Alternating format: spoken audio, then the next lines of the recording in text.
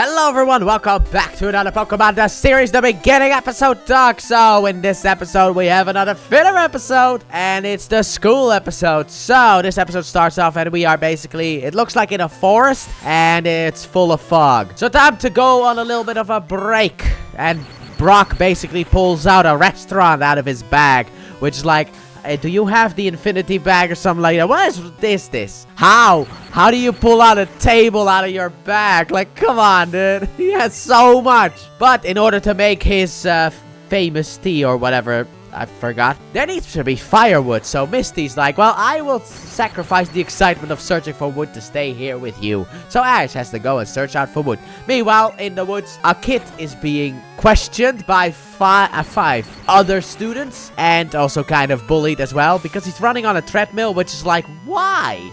Anyway, this is kind of where the problem comes from with this episode, and this episode goes very much into game stuff. As in, Pidgey learns Sand Attack at level 5, evolves at level 18. And that's not what the anime does. I don't know who told you that, but that is not what the anime will do in the future. But this thing really focuses on, like, levels and stuff like that, which is just a problem, because the anime just ignores that. We already have ignored that before. Ash's Pidgeotto knows Wing Attack, which is a move that in Generation 1 it can't learn until level 31. And he beat a Geodude and hurt an Onix with a Thunderbolt. That's not stuff that happens in the game. So yeah, focusing on games is also, and also this one goes into timeline as well, because we learned that Ash has been on a journey for about 2 months now. I don't know if that's in the Japanese version, but in the dub he's like 2 months. But when Ash tries to step in, the kid named Joe says this like, no, it's fine, it's alright, okay? You know, these are my friends. Well, with friends like that, who needs enemies, I guess? And we also learned that the fog was created by the school, which makes me go, how? How did you do that? Like, what? I didn't know schools can create fog. I live kind of close to a school. Is that why it was foggy a couple of weeks ago? Maybe it was their fault after all. But we learned that we are at the Pokemon Tech School. And if you finish this school, instead of going for gym badges, you have an automatic entry into the league. Which is a concept that I find so dumb. Because later on, we'll learn about different types of Pokemon schools. And none of them do that. This is the only one, I think, where it's like you get a free entry into the league. Which is like, okay. And also the person who is in charge, I guess, or the highest ranked beginner student is a beautiful girl. Which is one of the rare times where Brock actually falls for a girl who is age appropriate for him. Because normally he goes for the adults, because unlike what anyone has told you, I think Brock is actually supposed to be underage. I think he's supposed to be like 16 years old or something like that. Maybe 15. He is not an adult. So this is the only time, because I think the beauty, whose name is Giselle, I think she actually is like an underage person. So Brock finally is like, well, that's a cute one, to an age-appropriate girl. You don't see that every day. Had to point that out. And we also learned that Team Rocket used to be in this school, but they got the lowest score, so that's a little bit of a joke. So we go inside of the school in order to search for Giselle, because Misty is jealous. And we find a room where there's battle simulators basically happening. Basically, they play Pokemon games on like an arcade machine. And Joe talks about the fact that it's like, oh, this Cerulean City gym, water types, alright. Let's see. And he beats her basically on the simulator. And then Misty's like, well, in real life, it's different.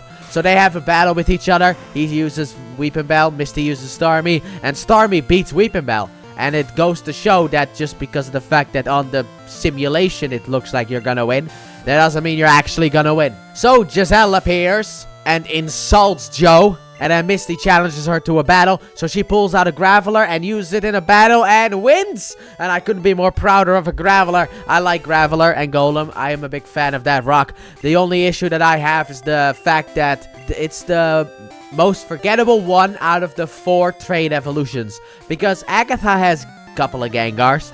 We have Bruno with Machamp. Blue, or Gary, and Sabrina have Alakazam. But in the Generation 1 games, nobody uses Golem.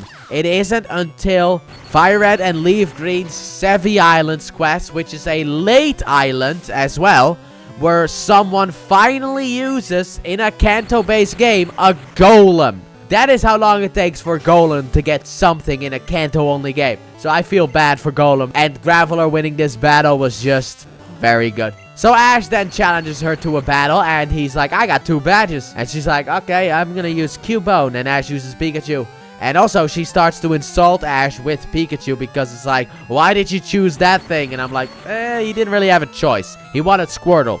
Let's set that record straight. He was originally supposed to have a Squirtle, but he was late. So he didn't have a choice. He didn't choose Pikachu. He was just handed Pikachu. Fate gave him Pikachu. But Ash tries to attack Cubone with an electric move, but that doesn't really work because, you know, ground type. So Cubone uses Boomerang, and Ash is like, how dare you attack with weapons? And, you know, it is allowed because that is part of Cubone. So then Ash decides to play a little bit dirty too, and eventually makes it so that Cubone throws the bone, and then Pikachu spins its skull around, and then it gets hit in the head with the bone and knocks it out. So technically Pikachu wins. A weird way of winning. So that goes to show that there's a lot more ways to win Pokemon battles. Sometimes you gotta be a little bit creative. Something like a Thunder Armor. And after this, Team Rocket appears and they get swiftly taken care of by the students of the school. And Joe decides to go on a journey himself. And Giselle, I think, also will go on a journey herself as well. And that's basically the end of the episode. Like I said, it's a filler episode. You can skip it if you want. And for me, this episode was more of the, it's a fine episode. It's alright, you know. It's nothing special. I wasn't really the biggest fan of this episode, but I didn't hate it either. It was just a generic episode, in my opinion. Unlike the last episode, which I thought had some creative story stuff as well, with, you know, different types of training styles, and the fact that badges don't mean anything. Here we basically get none of that, so it is a lesser episode for me. I still enjoyed it, especially because of the fact that Graveler beat Starmie. That was a W, and I'm a big fan of that. But overall, this was a fine episode, kind of a forgettable episode. I just remember it because of all the game stuff that they throw in, and later on they kind of have to throw out again because of the fact that the game stuff doesn't apply to the anime. But let me know you guys' thoughts in the comments section down below about this episode. And with that being said, thank you all so very much for watching, and I do hope you guys have enjoyed. And if you did, please like button, subscribe if you're new, if you're not already, turn on notifications. Don't forget to check out the Let's Play channel, link in the description and at the end of the video. And I'll see you guys next time when we have the grass starter episode. Bulbasaur, bye!